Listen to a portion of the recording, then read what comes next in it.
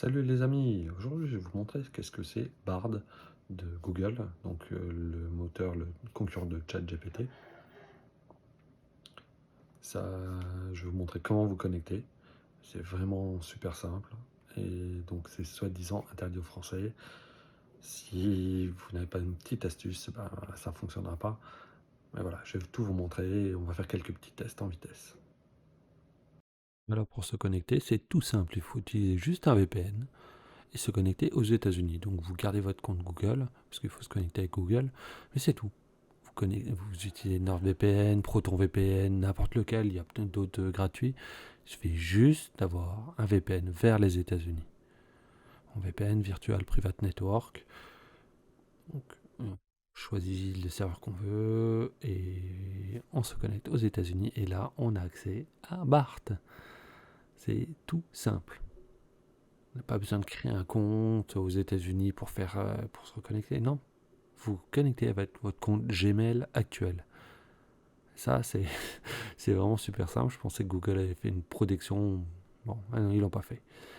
Donc, quand on utilise Bard, le petit truc, c'est que, bah, contrairement à ce qu'on pourrait croire, c'est que en anglais. Pour l'instant, il y a l'anglais, le coréen et le japonais.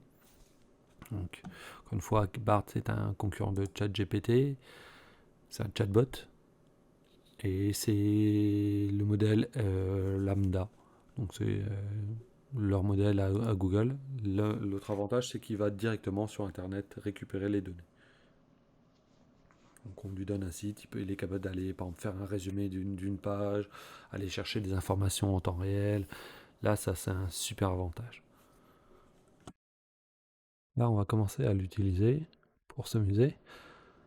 Donc on peut ouvrir Firefox, n'importe quel navigateur, ça fonctionne. Je me connecte officiellement. Voilà. Donc bard.google.com. Et comme vous pouvez voir, l'interface est en anglais. Là, j'ai Enter a prompt here. Et c'est là que je vais taper, en fait, poser mes questions. C'est vraiment simple, c'est en anglais. Voilà. Voir qu'est-ce qu'on va taper, en fait. Donc là, je vais taper. Je vais poser une petite question pour voir s'il comprend. Donc ça va être: est-ce que tu es meilleur que ChatGPT? Are you better than ChatGPT? Donc ça, c'est le concurrent qui est vraiment bien, hein, ChatGPT. Voilà, donc là, il répond qu'il est un autre modèle et ben, qu'il a des avantages et des désavantages. Et on peut noter, on peut exporter et on peut googliser. L'avantage de Bard, c'est qu'il est gratuit, qu'il va se connecter sur Internet, donc il peut aller faire d'autres choses. Et on peut lui demander de faire d'autres drafts et les drafts sont directement là. Ça, c'est quand même un avantage, hein. Ça coûte 0 €. Je peux éditer ma question. Je peux copier mes questions, les réponses. Bon, ça aussi, on peut le faire dans le chat GPT. Voilà, donc ça, c'est quelque chose qui est... Là, on va lui reposer une autre question. Toujours en anglais, toujours penser. Zelda est sorti vendredi, donc qu'est-ce qu'il pense est-ce qu'il connaît Zelda, en fait? Donc Zelda Tears of the Kingdom. Là, qu'est-ce qu'il va répondre, à votre avis? Oui ou non? Et oui, il connaît. Donc il donne ses sources en plus, hein, donc il a dit qu'il avait vu ça sur Wikipédia. Et qu'il n'a pas joué lui-même avec le jeu. Si vraiment vous comprenez pas en fait les réponses en anglais, il suffit en fait allez, il y a des astuces, hein, si vous faites un copier-coller dans DeepL et voilà, ou dans Google Translate, hein. Ça c'est sympathique comme réponse. Après bon, c'est un copier-coller de Wikipédia, hein. Il n'a pas été très très loin, hein. Un copier-coller. Il a fait un résumé de Wikipédia. Là, on va lui demander par exemple de faire un résumé d'une critique que j'ai publiée. Donc, could you summary summarize, en fait, non, j'ai fait des petites fautes. Alors, il est pas très regardant, hein, sur vos fautes d'orthographe en anglais, hein. En trois phrases, hop, et je lui donne l'URL. Donc, je lui demande juste un résumé, en fait, en trois phrases. Voilà, c'est ce qu'il me dit. C'est vraiment moyen, en fait. Enfin, moi, je trouve que la réponse est vraiment très, très, très moyenne de ce qu'il dit par rapport à l'article. Donc, ce que je vais faire, c'est que je vais lui reposer autrement la question pour voir ce qu'il va répondre.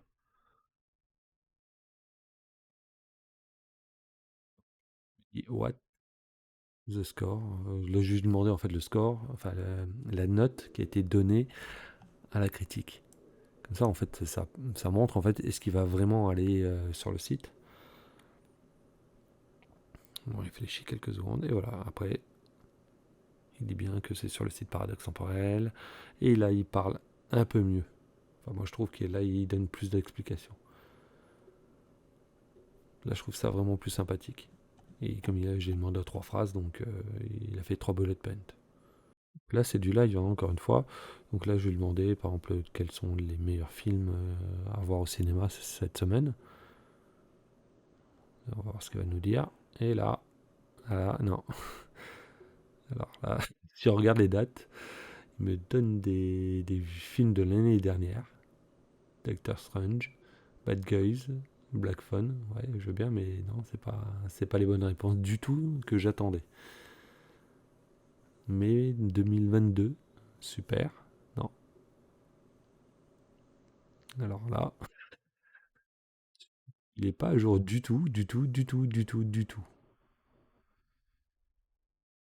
Là, ce que je vais faire, c'est que je vais changer ma question et je vais lui poser autrement, en fait, la question. Je vais préciser un peu plus ce que je veux, ce que j'attends. Bon, je vais commencer comme pour lui demander la date, parce que peut-être qu'il ne sait pas du tout quelle date on est, quelle époque. Donc il répond bien. Il sait qu'on est dimanche 14 mai 2023. Là, maintenant, je vais lui poser la question différemment pour être sûr qu'ils comprennent et qu'ils me donnent la bonne réponse, hein. Donc, je veux savoir les films de la semaine de mai en 2023. Qu'est-ce qui est en ce moment à voir au cinéma? Donc, je laisse aller comme vous êtes à trouver. Donc là, hop, qui me donne la liste des films?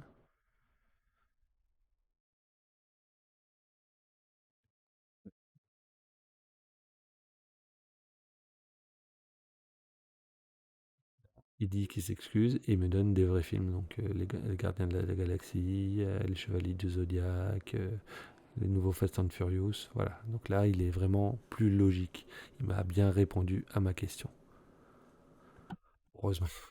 Je peux noter, hein, les réponses, donc je peux mettre des commentaires donc, par rapport à ce qu'il avait écrit tout à l'heure. Le but, hein, c'est qu'il s'améliore, hein. Donc, elle a sorti très rapidement son moteur, son équivalent de ChatGPT pour concurrencer ChatGPT et pour faire augmenter le prix de ses actions. N'importe quelle question, comme est-ce que tu peux créer des images? Bah, donc il peut pas pour l'instant, c'est prévu, hein. Je crois ils vont se mettre d'accord, enfin ils se sont mis d'accord avec Adobe. Là je peux lui demander si je vais faire un voyage au Japon, qu'est-ce que je dois visiter. Je donne quelques renseignements. Est-ce que c'est pertinent? Oui. Est-ce que je veux, en fait, je pourrais lui demander plus de détails par rapport à certaines questions que je lui ai posées. C'est vous qui voyez, en fait, hein. Et voilà, il me répond quelque chose. Est-ce que j'ai besoin de plus de précision? Il suffit de leur poser les questions, hein. Ah, hop, j'ai relancé une session. Donc là, je vais lui demander, par exemple, le top chart. Donc les tops des musiques.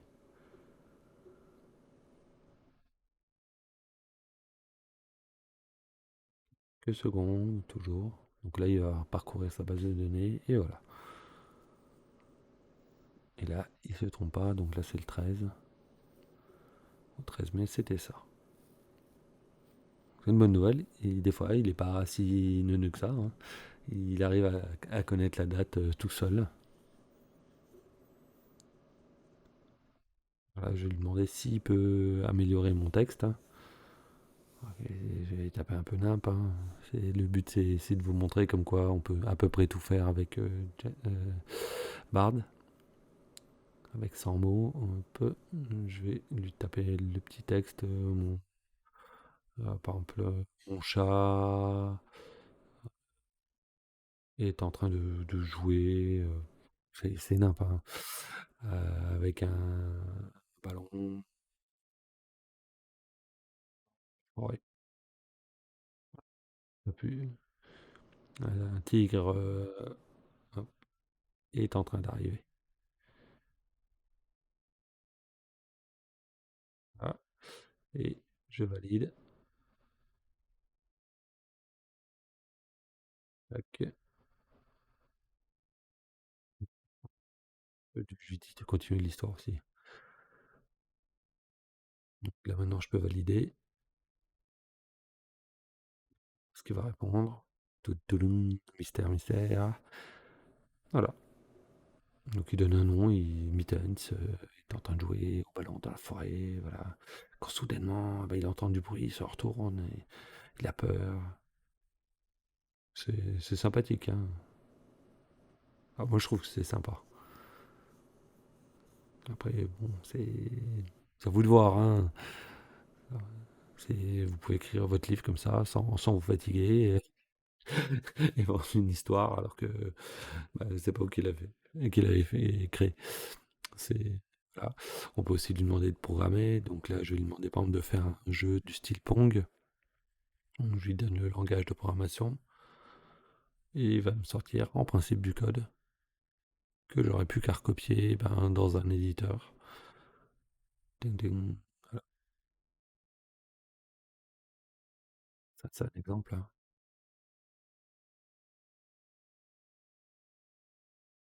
Aussi, je lui demandais s'il parle français. Enfin, pourquoi il ne parle pas français. Donc là, il explique. Il dit qu'il peut parler et faire de la traduction à partir de 265 langues, en plus, enfin incluant le français. Donc, je vais essayer une petite astuce pour voir si ça fonctionne. Je vais voir s'il est capable de comprendre le français.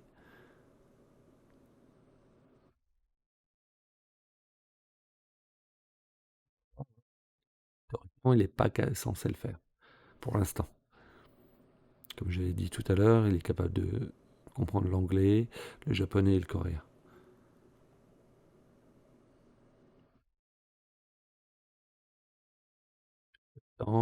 Et là, voilà. Non, il veut pas. Il est capable de me dire qu'il est capable de parler, mais de traduire, mais non, il veut pas me parler en français. Ah bon, ça sera dans bientôt, hein. Il faut pas s'inquiéter, ça va bientôt arriver. Donc, j'essaie une autre astuce, traduire en anglais et de répondre à la question que j'ai écrite en français.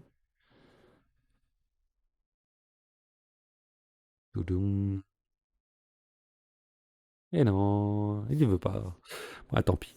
Allez, j'espère que ça vous aura plu. N'oubliez pas de liker, partager, commenter, vous abonner à la chaîne. Et je vous dis à la prochaine.